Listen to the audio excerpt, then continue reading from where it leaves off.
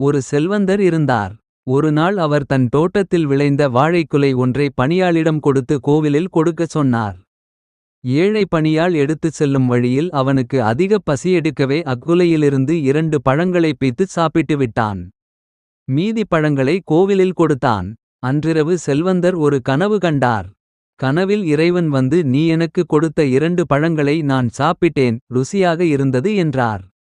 செல்வந்தனுக்கு மிக கோபம் வந்தது. ஒரு குலை பழம் கொடுத்திருக்க 2 மட்டுமே இறைவனுக்குப் போய்ச் சேர்ந்திருக்கிறது. மீதி என்னவாயிற்று என கோபப்பட்டான். மறுநாள் காலை அந்த பணியாளை கூப்பிட்டு விசாரித்தான். அவன் 2 பழங்களை பசியினால் தான் சாப்பிட்டதை ஒப்புக்கொண்டு மீதி குலையை கோவிலில் கொடுத்துவிட்டதைச் சொன்னான். செல்வந்தனுக்கு புரிந்தது. அந்த ஏழை சாப்பிட்ட பழம் மட்டுமே இறைவனைச் சென்று அடைந்திருக்கிறது என்று.